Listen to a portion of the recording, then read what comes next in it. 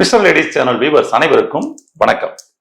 இன்னைக்கு நம்ம இந்த பதிவுல என்ன பார்க்க இருக்கிறோம் அப்படின்னு சொல்லி சொன்னோம்னா, இன்னைக்கு வந்து யூரின் என்ன கலர்ல போகுது, இந்த கலர்ல போனா நம்ம உடம்புக்குள்ள என்ன பிரச்சனை இருக்குது அல்லது இந்த பிரச்சனை வரப்போகுது அப்படின்றத நம்மளுடைய உடலின் மொழி மூலமாக எப்படி சொல்லுது அப்படின்றதான் நம்ம வந்து பார்க்க போறோம். ஏன்னா எப்பவுமே வந்து பாத்தீங்கன்னா உடல் தன்னைத்தானே சரி பண்ற பக்குவத்துல இருக்கிறதுனால அதுக்கு உள்ள ஏற்படக்கூடிய பல பிரச்சனைகளை அது நம்ம கிட்ட பேசுது. பட் அது பேசுறது நமக்கு தெரியல அப்படின்னு சொல்லி சொல்லலாம். எப்படிங்க பேசுது அப்படின்னு சொல்லி பார்த்தோம்னா, இப்ப பாருங்க, சில பேருக்கு வந்து யூரின் வந்து எரிச்சல் ஏற்படுது. யூரின் வரும்போது பாத்தீங்கன்னா அந்த எரிச்சல் வருது அப்படின்னா இன்னைக்கு என்ன பண்ணிட்டோம்னா, எரிச்சல் தான் ப்ராப்ளம், யூரின் போறப்ப எரியுதுங்க, அதுக்கு ஏதாவது மாத்திரை இருக்குதா, மருந்து இருக்குதான்னு தான் நம்ம வந்து கேட்கிறோம். ஆக்சுவலி என்ன நடந்திருக்குது அப்படின்னா, நமக்கு வந்து பாத்தீங்கன்னா அந்த யூரின் வர்ற பாதை இருக்கு பாத்தீங்களா, அதோட ட்ராக் வந்து பாத்தீங்கன்னா வெறும் வந்து 6 mm யூரிட்டர், 4 mm யூரித்ரா. அப்ப இந்த இந்த டயமீட்டருக்குள்ள நமக்கு போகக்கூடிய யூரின்ல ஏதாவது தங்கள் ஏற்பட்டுச்சு அப்படின்னு சொல்லி சொன்னோம்னா அது இன்ஃபெக்ஷனாக மாறி அதை வந்து அந்த இடத்த வந்து டேமேஜ் பண்ண ஆரம்பிக்கும். அப்ப அந்த இடத்துல நமக்கு சிறுநீர் வந்து பட்டு போகுதுன்னா எரிச்சல் அப்படின்ற ஒரு சிம்டம்ஸை கொடுக்கும். அப்ப நம்ம வந்து பாத்தீங்கன்னா வந்துட்டு அந்த சிறுநீரகம் நல்ல ஃபில்ட்ரேஷன் பண்ணப்படும் பொழுது அது வந்து கெட்டு போகாமல், அதாவது அந்த இடத்துல தேங்காமல் பார்க்க வேண்டிய வேலையை பண்ணி ஆகணும். சிறுநீரகத்தை தான் நம்ம வந்து பலப்படுத்தி ஆகணும்.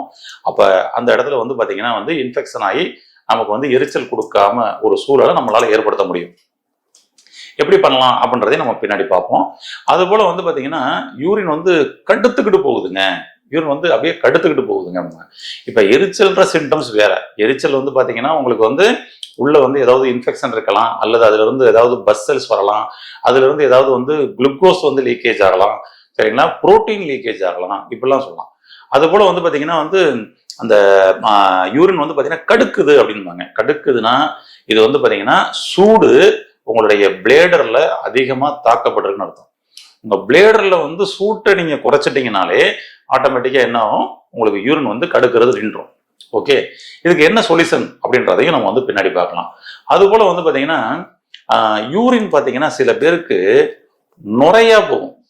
யூரின் போனாங்கன்னா அப்படியே ஃபுல்லா நுரையா வந்து நிற்கும், அப்படி ஃபுல்லா புஷ்ஷுன்னு. இது என்னங்க நுரையா போகுது?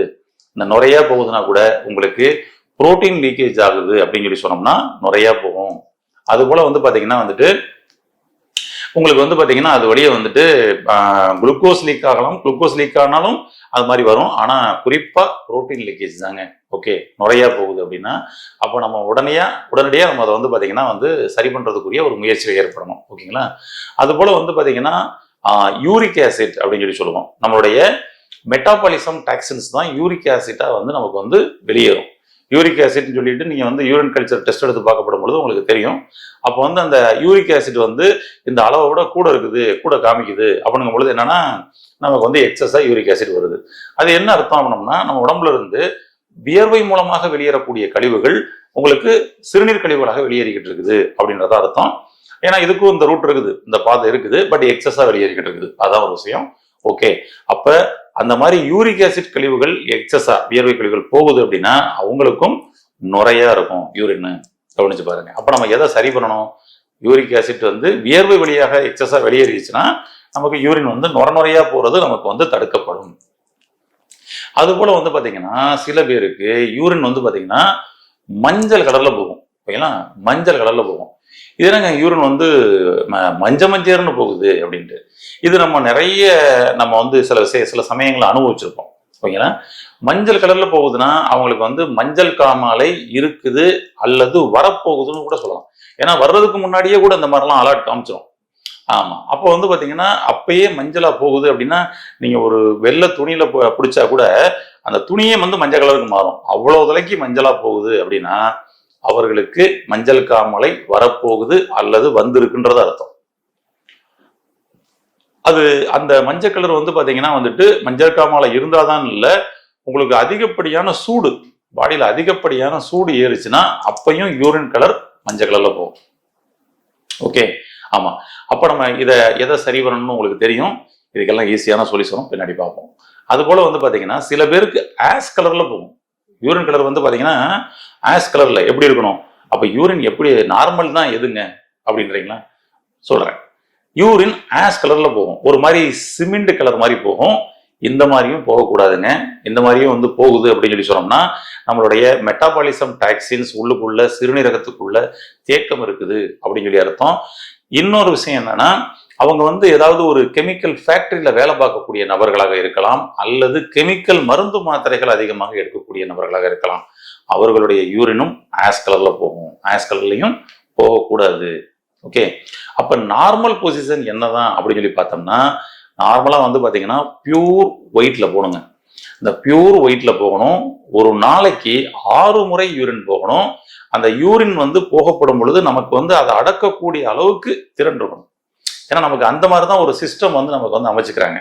நீங்க பாருங்க, ஒரு பஸ்ல வந்து டிராவல் பண்ணிக்கிட்டு இருக்கிறீங்க, அப்போ வந்து நமக்கு வந்து யூரின் வருது அப்படின்னா நமக்கு வந்து யூரின் வர்றதுக்கான உணர்வை நமக்கு வந்து பிரெயின்ல இருந்து சிக்னல் கொடுத்து நமக்கு வந்து பாத்தீங்கன்னா அந்த ஒரு ஃபோர்ஸ் கொடுக்கும். உடனே நம்ம என்ன சொல்லுவோம்னா மைண்டுக்குள்ள, இல்லை நான் வந்து இப்போ பஸ்ஸில் ட்ராவல் பண்ணிக்கிட்டு இருக்கிறேன், இன்னொரு 20 நிமிஷம் ஆகும் நான் வந்து இடத்த ரீச் பண்ணுறதுக்கு, அப்போ தான் நான் வந்து யூரின் போக முடியும் அப்படின்னு நம்ம மைண்டில் போடக்கூடிய அந்த எண்ணம் என்ன அது பாருங்க, டக்குன்னு அங்கேருந்து வந்து பிரெயினுக்கு போய் உடனே அந்த சிக்னலை ஆஃப் பண்ணுற மாதிரி அல்லது அதை கட்டுப்படுத்திக்கிற மாதிரி ஒரு விஷயத்தை நமக்கு ஏற்படுத்தி கொடுக்குது பாருங்களேன். அதுபோல வந்து பாத்தீங்கன்னா நம்ம அங்கே இறங்கின உடனே ஆட்டோமேட்டிக்காக திரும்ப ஒரு சிக்னல் கொடுத்துரும். இல்லை 20 மினிட்ஸ் ஆயிடுச்சுன்னா திரும்பவும் சிக்னல் கொடுத்துரும். நீங்கள் எவ்வளவு நேரம் நம்ம செட் பண்ணுறோமோ அது மாதிரி வச்சுக்கோங்க. இது மேஜிக்காக இருக்கும், நம்ம உடம்புக்குள்ள எவ்வளவு விஷயம் நடக்குதா அப்படின்னு சொல்லி. நீங்கள் நார்மலாக இருக்கிற சமயத்தில் பாருங்க, ஒருத்தர் வந்து நம்ம ஃப்ரெண்டு வந்து யூரின் போறாருன்னா நாம போய் அந்த சமயத்தில் சரி ஓகே நம்மளும் போகலாம் அப்படின்னு சொல்லிட்டு போயிட்டு நீங்கள் அந்த வயல்வெளியை பார்த்தோன்னு அந்த ஓப்பன் பிளேஸில் போனோன்னு அல்லது நீங்கள் பாத்ரூம் போகணுன்னு பார்த்தீங்கன்னா ஆட்டோமேட்டிக்காக நமக்கு வந்து திரும்பவும் ஒரு வந்து நமக்கு வந்து யூரின் வர மாதிரி வரும். இது பூரா நமக்கு வந்து பிரெயினுக்கு போய் பிரெயின்ல இருந்து நமக்கு வந்து அங்க சிக்னல் வருதுங்க.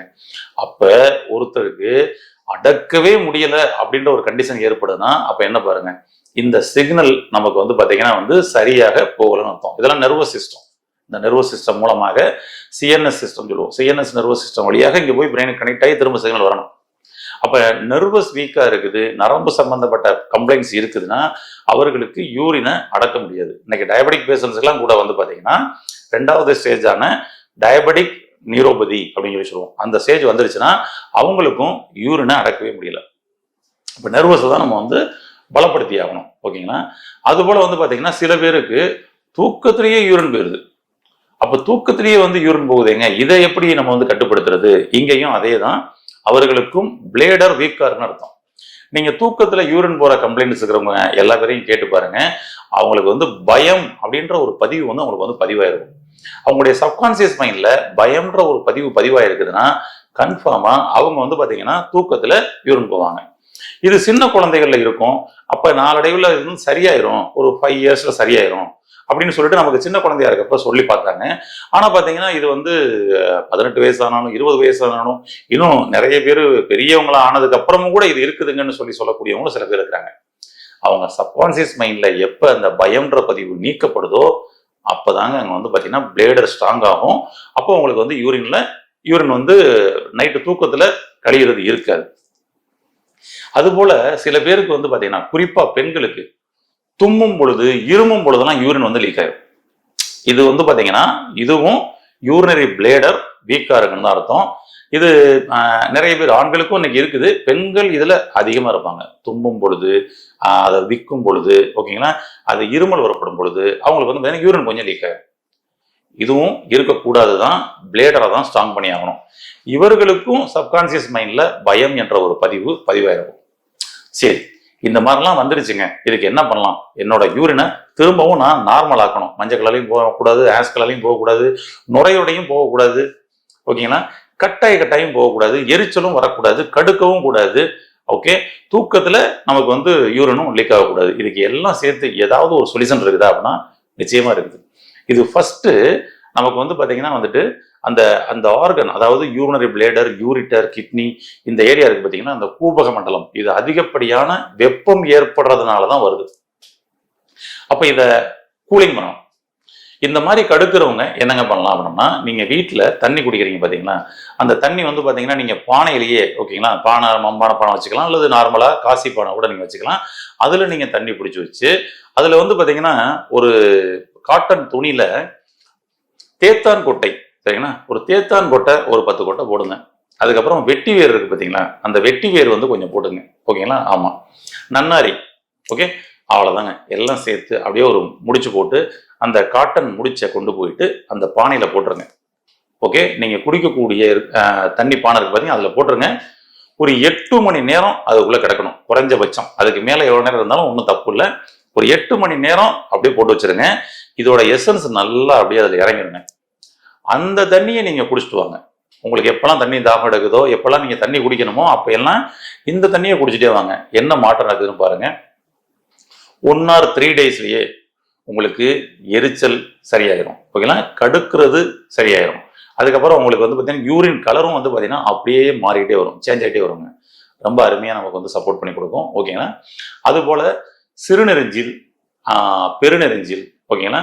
இந்த மாதிரி வந்து சிறுநெருஞ்சில் பவுடர் கிடைக்கும். ஓகேங்களா? ஆமாம், அந்த பவுடரே கூட வந்து பார்த்தீங்கன்னா வந்து சுடு தண்ணியில் நல்லா அப்படியே காய வச்சு நம்ம வந்து ஒரு டம்ளர் நம்ம வந்து சாப்பிட்டுட்டு வந்தோம் அப்படின்னு சொன்னோம்னா அதுவும் வந்து பார்த்தீங்கன்னா யூரினோட கலரை மாற்றி கொடுத்துரும், எரிச்சல் சரி பண்ணி கொடுத்துரும். ஓகே, ஆமாம். அதுபோல் யூரின் இன்ஃபெக்ஷன் இருக்குதுங்க. யூரின் இன்ஃபெக்ஷன் இருக்குது, அதனால வந்து யூரின் வந்து எரிச்சலாக போகுது அப்படின்னு சொன்னோம் இல்லையா? அப்போ அதுக்கு என்ன பண்ணலாங்க அப்படின்னா குர்குமின். குர்குமின் வந்து பார்த்தீங்கன்னா ரொம்ப அருமையாக சப்போர்ட் பண்ணி கொடுக்குங்க. ஆமாம், கிருமி நாசினி இது. ஆமாம், குர்குமின் இன்னைக்கு தனியாக, அதாவது மஞ்சள்ல இருந்து குர்குமினை மட்டும் தனியாக எக்ஸ்ட்ராக்ட் எடுத்து இன்னைக்கு வந்து கிடைக்குது. ஆமாம், அது நம்மகிட்டே கூட அவைலபிலிட்டி இருக்குது. அந்த குர்குமினை நம்ம வந்து என்ன சொல்றோம்னா ஒரு 1/4 டம்ளர் தண்ணியில் ஒரு 5 சொட்டு விட்டு ஒரு பிஞ்ச் மிளகுத்தூள் போட்டு கலக்கிட்டு சாப்பிட சொல்றோம். உங்களுக்கான யூரினரி ட்ராக் இன்ஃபெக்ஷன் முதற்கொண்டு இதுக்குள்ள வந்து கிளியர் ஆயிருங்க. Okay, best. ஏன்னா குர்குமின் தான் நமக்கு வந்து நல்ல ஒரு கிருமி நாசினி. நம்மளுடைய அந்த பாக்டீரியாஸ் எதுவும் அங்கே இருக்குதுன்னா அதையும் கிளியர் பண்ணி கொடுத்துரும். பெட்டர். இன்னும் சொல்ல போனா அதே குர்குமினை ஒரு 1/4 கப்பு தண்ணியில ஒரு 10 சொட்டு 15 சொட்டு விட்டு பெஜினாவை, பீனிஸை, எரிச்சலா இருக்கிறதுனால அங்க நம்ம வாஷ் பண்ணலாம். அந்த இடத்துல இருக்கக்கூடிய பஸ்ஸல்ஸு, அந்த எச்சிங் இருக்கிறது எல்லாமே வந்து சரியாகுங்க. ஓகே, ஒரு நாளைக்கு காலை மாலை 2 வேளைக்கு இதை பண்ணலாங்க. ரொம்ப ஈஸியான சோர்ஸ். இதெல்லாம் அன்றைக்கு நடைமுறையில் பயன்படுத்தி வந்தாங்க. இன்னைக்கு நம்ம அதை பயன்படுத்தலை. இதை பயன்படுத்துங்க.